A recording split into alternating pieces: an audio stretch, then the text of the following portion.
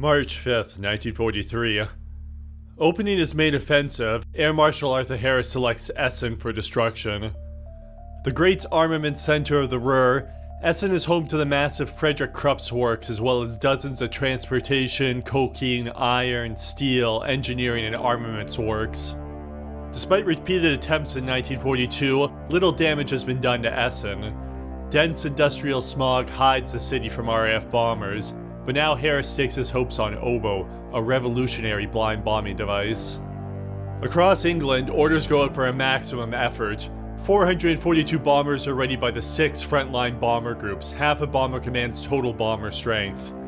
2/3 of this force are made up of the huge 4-engine bombers, but the night's most important aircraft are the Oboe-equipped Pathfinder Mosquitoes, who will mark the massive Krupp works with red target indicators. In order to maximize concentration and minimize the amount of time the bomber stream spends in German radar boxes, Harris's staff chooses a short and direct route to Essen. Only 2 turns are plotted, one off the Dutch coast which the bombers can locate with G, the other north of Essen which will be marked by Pathfinder indicators. At the bases of 8 Group in West Anglia, Pathfinder crews are briefed on the important target marking plan. Much rests on the 8 Oboe Mosquito crews from 109 Squadron. Armed with target indicators, these crews are tasked first with marking the turning point for main force bombers north of Essen with yellow indicators, and then the Krupp's works itself with red indicators. The first Mosquito will drop its red indicators on the Krupp's works at 2100 hours, and the subsequent Mosquitoes will drop their red indicators every 3 to 7 minutes thereafter. 22 Pathfinder crews flying 4-engine bombers will remark the red indicators with their own green indicators every 1 to 2 minutes thereafter to ensure continuous marking of the aiming point. At the main force bomber bases, the apprehensive crews file into the briefing hut to hear where they will be sent tonight. Among those crews is Ron Reed, an experienced Halifax pilot and deputy flight commander in 78 Squadron at Linton-on-Ouse. Most of us would have plumped for the French submarine bases, any Italian town, and perhaps the German North Sea ports, where their proximity enabled us to get in and out quickly. The one place that was unlikely to be at the top of anybody's list was the Ruhr. Also on the battle order for tonight is John Searby, a 106 Squadron flight commander at RAF Syerston. He listens to the briefing made by Squadron Commander Guy Gibson. Right now, tonight, we are going to crack those bastards at Krupp's, and I want every single bomb on the pin. This is an opportunity which has never yet come our way, and we're going to have to make the most of it. This operation is going to be different from anything we have ever attempted, and Essen will be marked in a way that has so far not been possible. The Pathfinders are going to drop their markers on the center of Krupp's with an accuracy of less than 100 yards by an entirely new technique. I want an aiming point photograph from every one of you, a picture of Krupp's with your bombs ripping it apart. 94 Halifaxes of 4 and 6 Group will attack in the first wave, bombing from 2102 to 2120 hours. Next, 52 Sterlings and 131 Wellingtons from 1, 3, 4, and 6 Groups will attack in the second wave, bombing from 2115 to 2125 hours. Last are the Lancasters, 157 of them from 1 and 5 Group, bombing from 2120 to 2140 hours. All 442 aircraft are to bomb within 40 minutes, one bomber dropping its ordnance every 5 seconds. Concurrently, a small force of 3 Halifaxes and 4 Wellingtons from 4 Group will drop 1,500-pound sea mines off the Frisian Islands, part of Bomber Command's mine-laying campaign against German merchant shipping. As the briefings are concluded, the bomber crews file out to the change house to prepare for the operation. For many crews, this period is the most frightening. You can't stand still. You laugh at the smallest jokes, loudly, stupidly. You smoke far too many cigarettes, usually only halfway through, and then throw them away. Sometimes you feel sick and want to go to the lavatory. The smallest incidents annoy you, and you flare up at the slightest provocation. All this because you are frightened, scared stiff.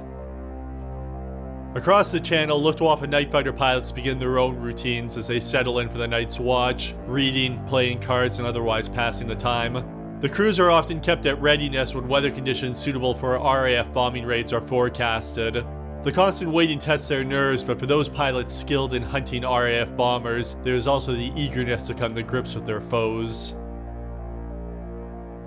Back in England, the bomber crews load into their aircraft, testing their equipment for the flight ahead. Engines rumble to life and the bombers roll out from their dispersal areas. As the green lights flash, Merlin and Hercules engines roar as the heavily laden bombers thunder down the runway for Germany. Simultaneously, ground mandrel stations on the coast of England blast forth electronic interference to reduce the range of the German early warning Freya radars. Mandrel-equipped RAF bombers join in, seeking to impair the German Freyas further inland. With the Germans' early warning system degraded, the bombers begin their journey into the overlapping fighter boxes that guard the approaches to Essen.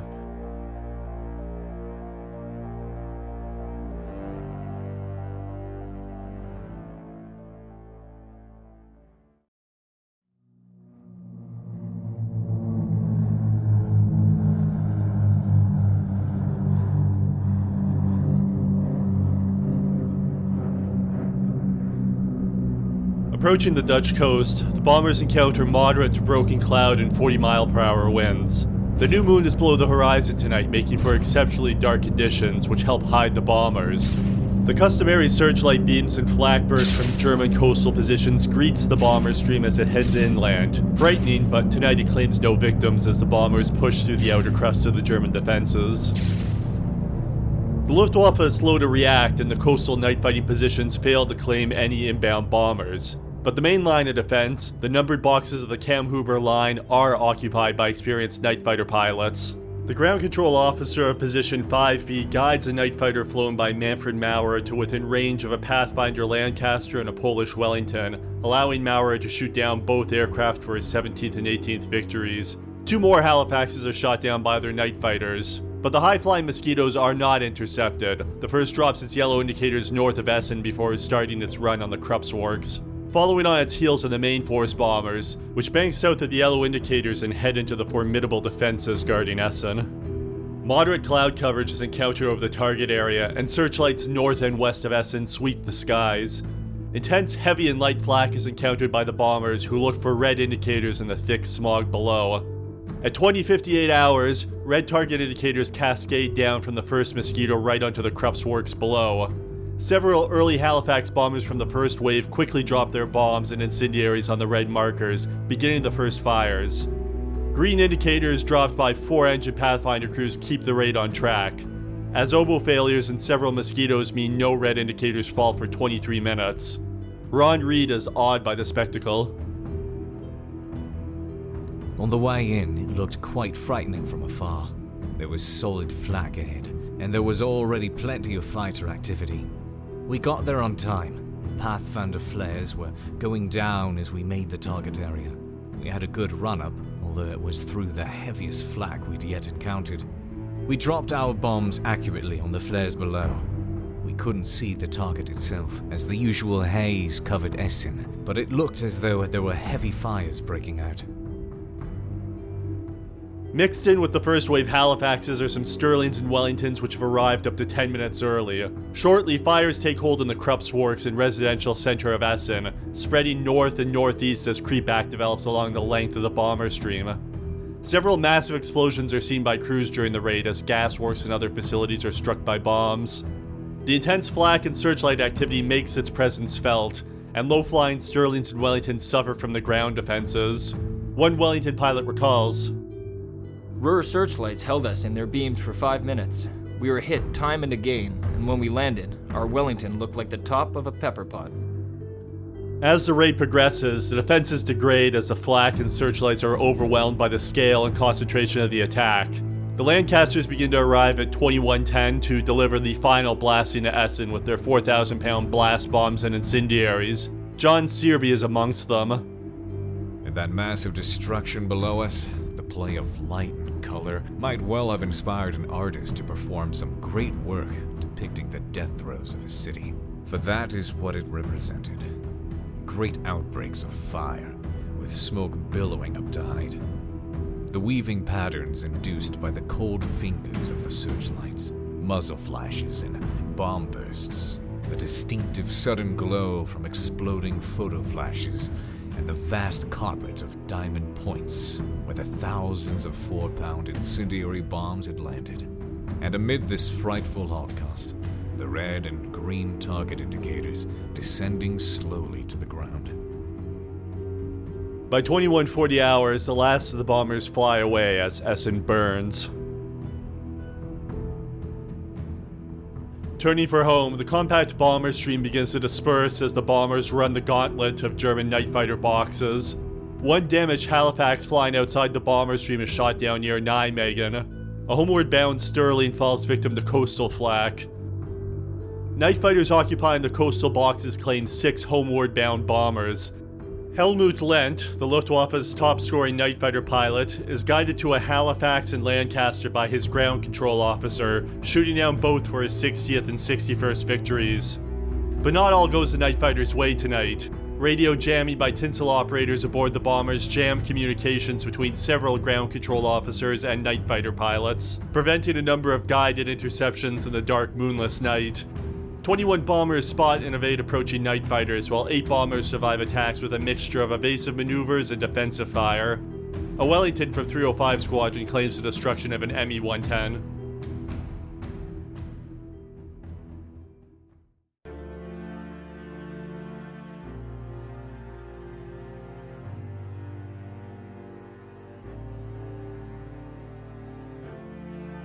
Essen has been devastated. Photo reconnaissance the next day shows extensive damage to the important Krupp's works, with some 130,000 square yards of the facility devastated. Other damage to industrial and residential areas are also apparent. The Mine Lane Mission 2 is a success. 3 Halifaxes and 2 Wellingtons successfully laid 14 sea mines off the Frisian Islands without loss. At Bomber Command HQ, analysts pore over the data to assess the raid. Of the 442 bombers dispatched for Essen, 56 are recorded as having turned back before reaching the target, largely due to mechanical failures. 367 bomber crews report having attacked Essen, and 41% of bombing photographs are plotted within 3 miles of the aiming point. 3, 4, and 6 group, whose aircrafts are present in the first 2 waves, are most accurate, with 60% of their bombs falling within 3 miles of the aiming point. 5 Group Lancasters in the final wave dropped just 27% of their bombs within 3 miles, suggesting the raid became increasingly scattered as it progressed. Nevertheless, the density of towns and cities in the Ruhr means much of the scattered bombing still falls on built-up areas, dehousing many Germans. 14 bombers failed to return from the Essen raid, some 3.2% of the force. 9 fall to German night fighters while 5 fall to flak, mainly over the Ruhr. Despite efforts to determine the causes of the losses using radio intercepts and crew reports, Bomber Command can only confirm 5 losses to night fighters and 4 losses to flak. The dark night which hides RAF bombers from German fighters also hides the fates of many RAF bombers that never return, and the remaining 5 losses are categorized as lost to unknown causes. RAF radio intercepts indicate that Tinsel remains effective at jamming some of the German communications, preventing interceptions. Harris congratulates his men.